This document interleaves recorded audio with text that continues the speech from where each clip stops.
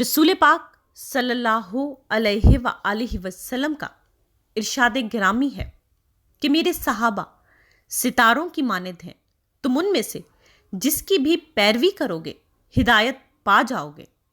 تمام صحابہ ہی عشق و محبت کے پیکر اور اثار و وارفتگی کا مقدس نمونہ ہیں۔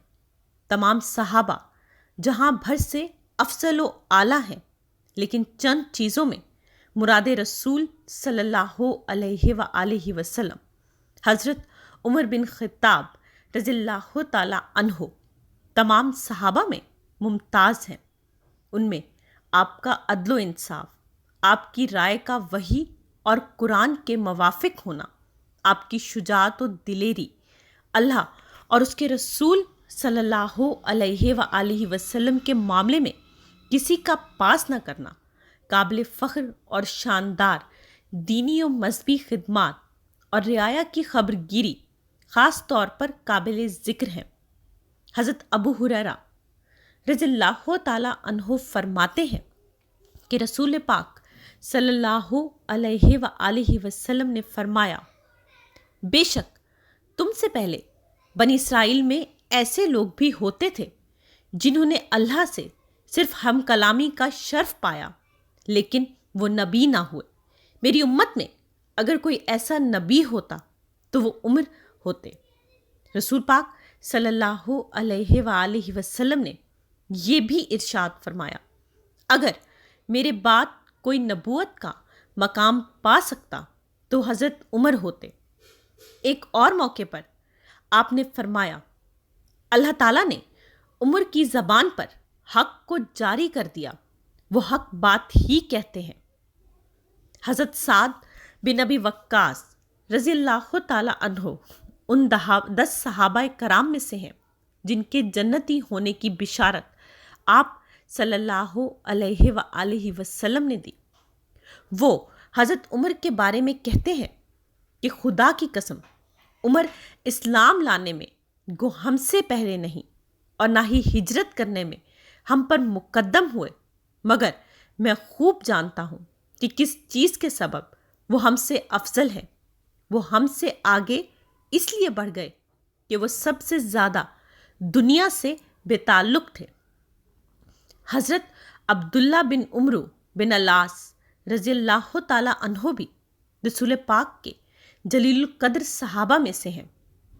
احادیث پاک لکھنے میں ان کو بہت سعادت نصیب ہوئی۔ آپ حضرت عمر رضی اللہ تعالی عنہ کے بارے میں فرماتے ہیں کہ حضرت عمر بہت جلیل القدر انسان تھے۔ ایک مرتبہ آپ نے حضرت عمر کے لیے دعائے رحمت کرتے ہوئے فرمایا کہ میں نے حضور پاک صلی اللہ علیہ وآلہ وسلم اور حضرت ابوبکر صدیق رضی اللہ تعالی عنہ کے بعد حضرت عمر سے زیادہ خوف خدا رکھنے والا کسی کو نہیں پایا۔ اسلام کے گلشن کو جن شہدائے اسلام نے اپنا قیمتی خون دے کر سدا بہار کیا، ان میں امیر المومنین سیدنا فاروق اعظم رضی اللہ تعالی عنہ کا اسم گرامی سر فہرست ہے۔ آپ رضی اللہ تعالی عنہ کے قبول اسلام کے لیے خود رسول پاک نے بارگاہ الہی میں دعا فرمائی کہ اے اللہ، اسلام کو عمر بن خطاب یا عمرو بن ہشام کے ذریعے عزت دے۔ خلیفہ دوم مراد رسول شہید محراب حضرت عمر فاروق رضی اللہ تعالی عنہ کا نام اسم گرامی عمر فاروق اعظم لقب اور والد کا نام خطاب تھا۔ آپ علم الانصاب میں ماہر تھے اور آپ کا شمار قریش کے ان گنے چنے افراد میں ہوتا تھا جو لکھنا پڑھنا جانتے تھے۔ فن خطابت کے بھی ماہر تھے۔ آپ کا ذریعہ معاش تجارت تھا۔ آپ اپنی آمدنی کا بیشتر حصہ فقراء، غلاموں، مسکینوں، مسافروں اور ضرورت مندوں پر خرچ کیا کرتے تھے۔ اپنی بہن فاطمہ رضی اللہ تعالی عنہ اور بہنوئی سعید بن زید رضی اللہ تعالی عنہ کی استقامت سے متاثر ہو کر اسلام قبول کیا۔ دراصل آپ صلی اللہ علیہ وآلہ وسلم کی اس دعا کا ہی نتیجہ تھا کہ جس میں انہوں نے عمرو بن ہشام یعنی ابو جہل یا عمر بن خطاب کے ذریعے عزت عطا فرمانے کا اللہ تعالیٰ سے سوال فرمایا تھا۔ اسی وجہ سے آپ مراد رسول صلی اللہ علیہ وآلہ وسلم کہلاتے ہیں۔ اسلام قبول کرنے والوں میں آپ کا نمبر 40واں ہے۔ آپ قبول اسلام سے دین اسلام کو نئی قوت عطا ہوئی۔ آپ کا شمار مہاجرین میں ہوتا ہے۔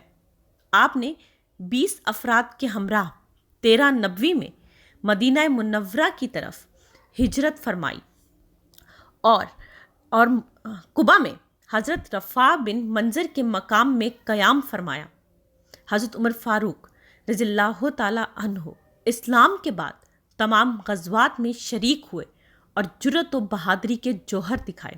غزوہ بدر میں قریش کے سرغنہ کو قتل کیا۔ غزوہ احد میں آخری دم تک ثابت قدمی کا مظاہرہ کیا۔ غزوہ خندق میں خندق کے پار کفار کے حملوں کو پسپا کیا۔ غزوہ خیبر میں قلعہ وطی و سالم کو فتح کرنے کے لیے حضرت صدیق اکبر رضی اللہ تعالی عنہ کے بعد آپ کو بھیجا گیا۔ فتح مکہ کے موقع پر رسول پاک صلی اللہ علیہ وآلہ وسلم نے خواتین سے بیعت لینے پر آپ کو مامور فرمایا۔ غزوہ تبوک کے موقع پر اپنے گھر کا آدھا مال لا کر خدمت اقدس میں پیش کر دیا۔ غرض آپ تمام غزوات میں پیش رہنے والوں میں خلیفہ اول حضرت ابو بکر صدیق رضی اللہ تعالی عنہ کی وفات کے بعد خلیفہ مقرر ہوئے۔ آپ نے امور خلافت چلانے کے لیے مہاجرین و انصار کی مجلس شورا قائم کی۔ اس حیثیت سے آپ اسلام کے شورائی نظام کے بانی ہیں۔ آپ نے ملک کو 8 ڈویژنز میں تقسیم کر کے ان پر حاکم اعلیٰ اور گورنر مقرر فرمائے۔ کاتب، کلیکٹر، انسپیکٹر جنرل پولیس، افسر خزانہ، ملٹری اکاؤنٹنٹ جنرل اور جج وغیرہ کے عہدے مقرر کیے۔ باقاعدہ احتساب کا نظام جاری فرمایا۔ زراعت کی ترقی کے لیے نہری نظام جاری فرمایا۔ تالاب اور ڈیم بنوائے اور آبپاشی کا ایک مستقل محکمہ قائم فرمایا۔ بنجر زمینوں کے آباد کاروں کو مالکانہ حقوق دیے۔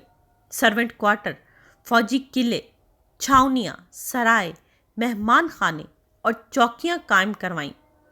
کوفہ، فسطاط، ہائرہ اور موصل سمیت کئی عظیم الشان شہروں کی بنیاد رکھی اور انہیں آباد کیا۔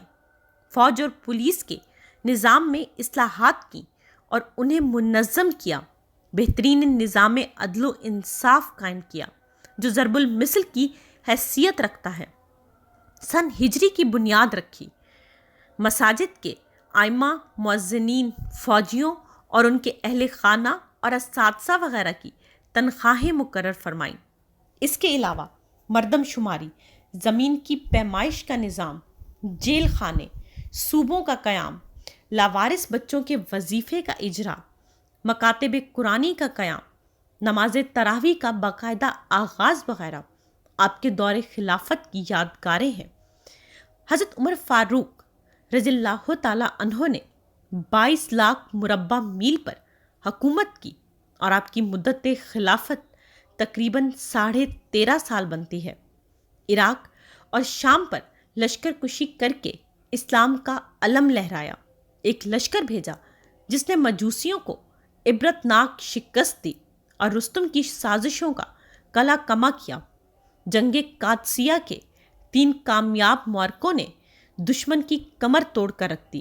ان کی قیادت میں حضرت سعد بن ابی وقاص، حضرت نعمان بن مقرن اور دوسرے صحابہ کرام نے جنگ نہاون میں آپ کی خلافت میں جنگ لڑی، اور جنگ نہاوند آپ کی خلافت میں لڑا جانے والا آخری معرکہ تھا جس نے دشمن کی کمر توڑ کر رکھ دی۔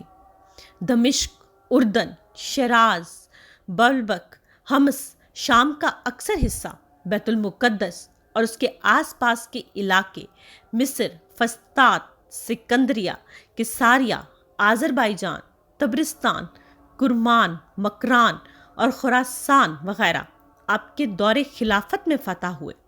ایران کا اکثر حصہ چونکہ آپ کے دور خلافت میں فتح ہوا، جس کی وجہ سے انہوں نے اپنے جذبہ انتقام کو سرد کرنے کے لیے اور آپ کے قتل کی سازش تیار کی۔